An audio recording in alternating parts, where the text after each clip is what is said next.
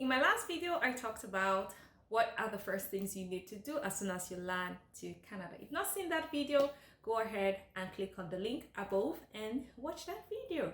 But you know what? There is something I forgot to talk about. What should you do before you land to Canada? So here we go. Rewind. Today we'll be talking about what are those things that you need to do before you land in Canada.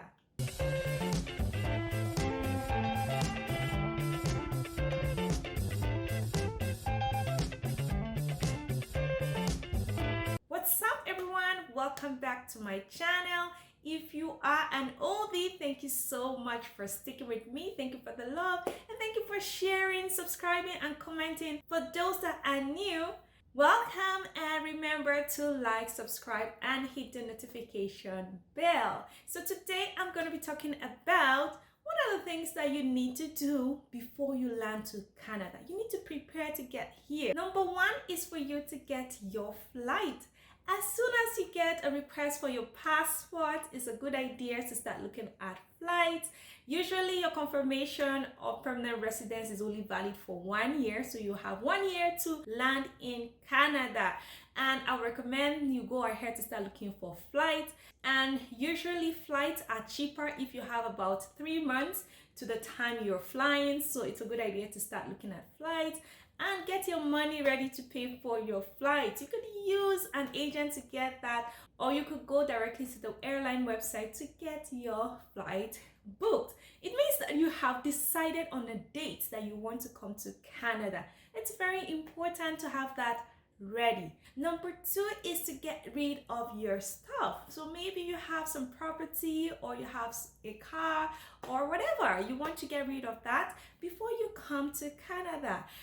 It's okay if you also want to give it out to your family and friends, it's okay. But trust me, if you have something you can sell and get some money, you would need it, because when you come to Canada, it's a lot of money you'll be spending. So it's a wise idea to get rid of those stuff and get some money out of those things. One way I recommend doing it is for you to do an auction. Get an auctioneer that could help you get rid of those things and gather as much money as you can.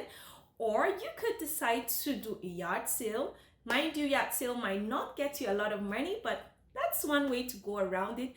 For me, what we did was to get a Facebook group, and we had a few people selected and added to that group, and we listed the things that we wanted to sell, and people saw what they were interested in and they purchased it, and we got some money.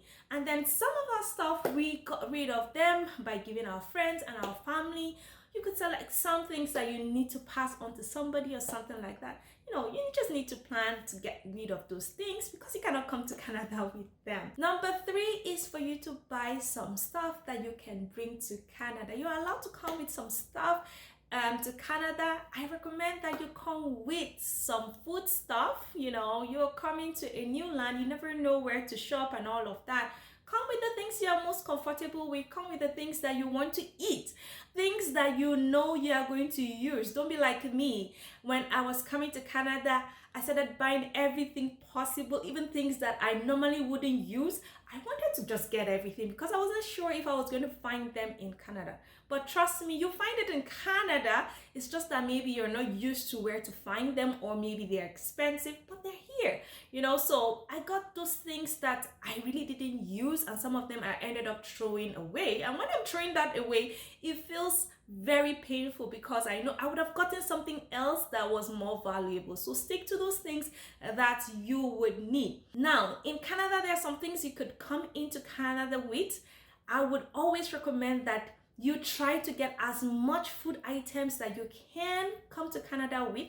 There's a list in the description below of the different foods that are allowed into Canada. Don't bring any contraband because it's going to be confiscated. So make sure you have the correct list and updated list.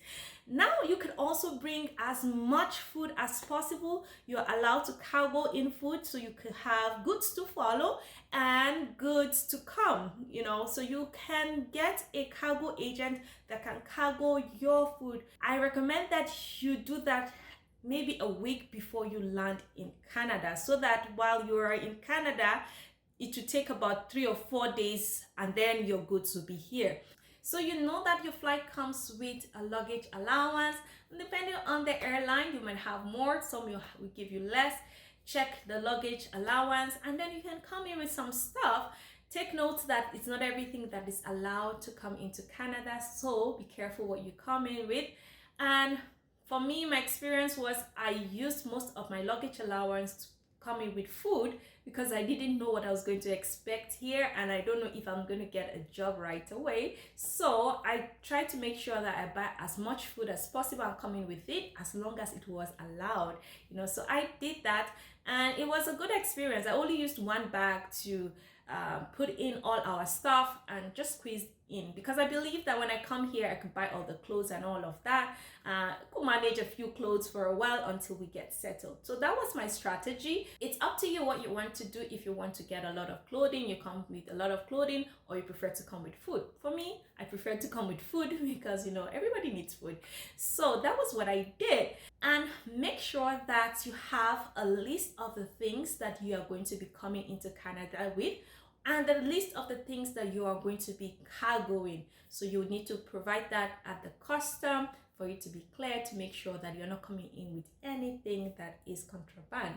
Number 4 is to get your proof of funds ready. So if you have it in whatever currency, make sure you convert it to either US dollars, or if you have access to Canadian dollars, convert it. If you can get Canadian dollars, trust me, to make your life easier, because, you know, the first few hours of landing, you might need to buy something at the airport. You might just need that Canadian dollars. But if you cannot, that's okay. Come with the US dollars. You might find a money exchange shop or store that you could do an exchange quickly. So get your proof of funds ready. You can travel with cash less than $10,000, but anything more than that, you would have to declare it. Some people, what they do is come with a little money and then later on they wire transfer it into their Canadian bank account. So it's up to you what you want to do.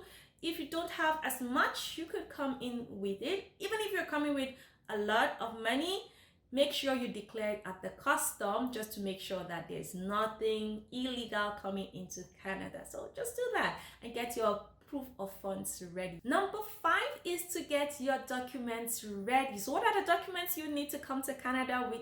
All the documents that you use in your application.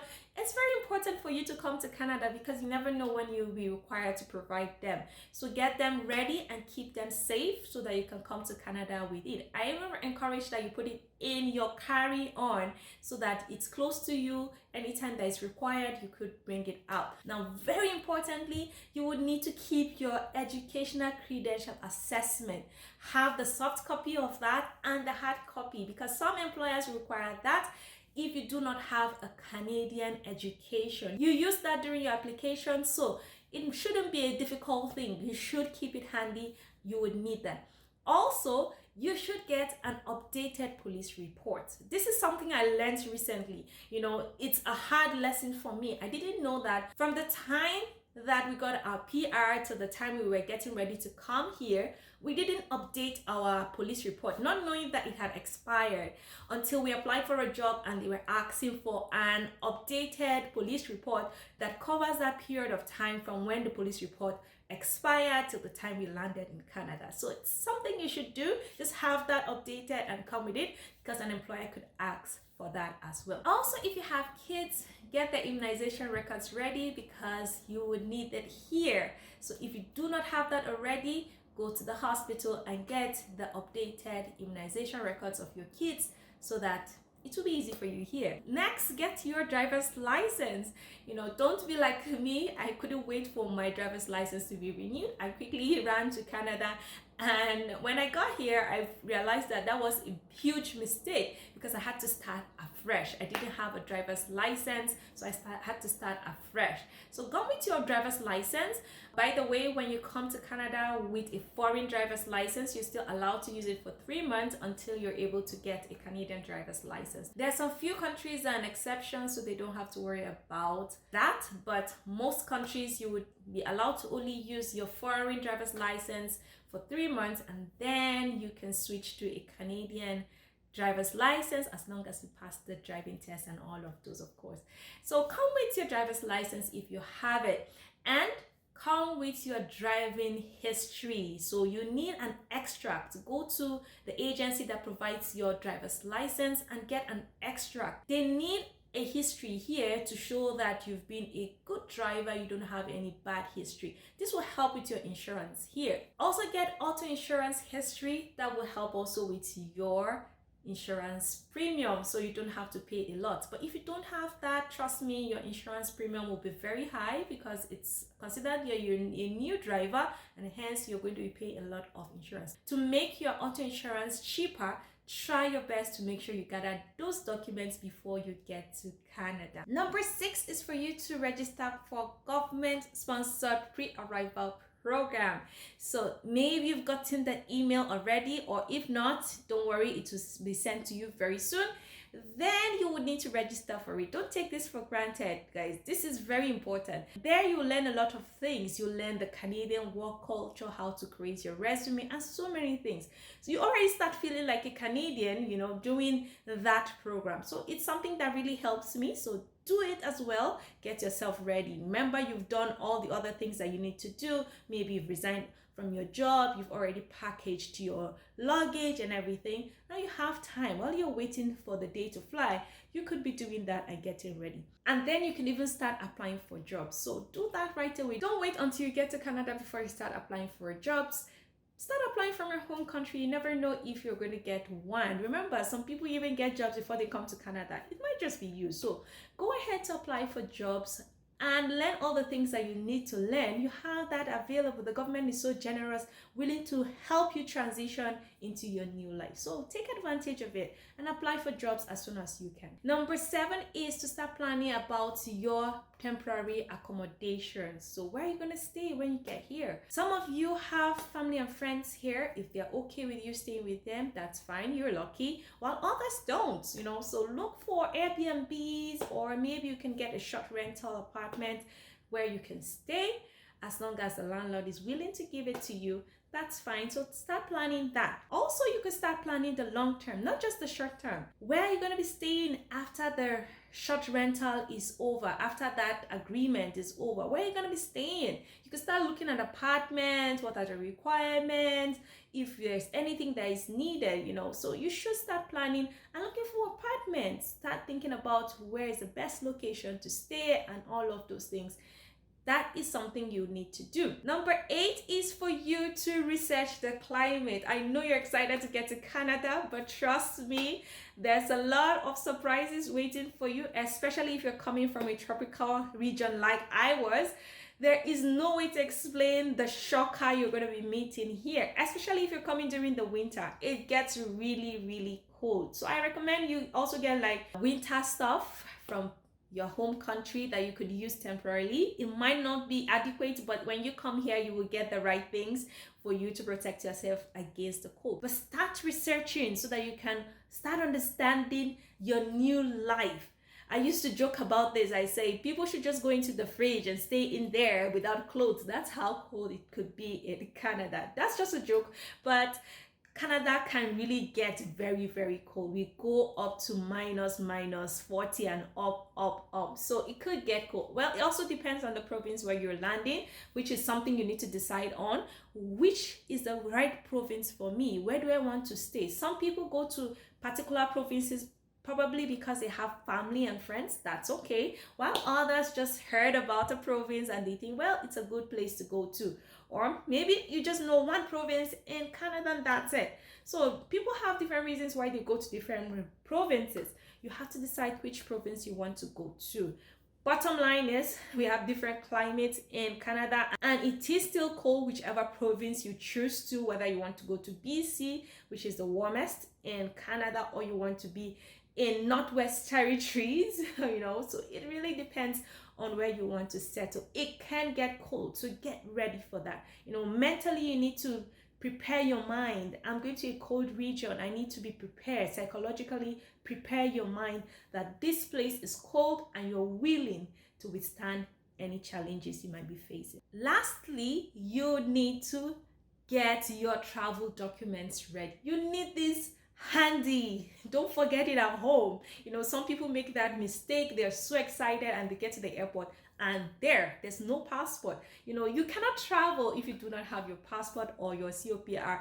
You need that. Make sure it is close to you and in your luggage. It is handy. If it means you holding it in your hand, do that just to make sure you didn't forget it. Thank you for watching, guys. For you to know what to do after you land in Canada, click on the link above and you will watch that video where I talk about the things that you need to do as soon as you get to Canada.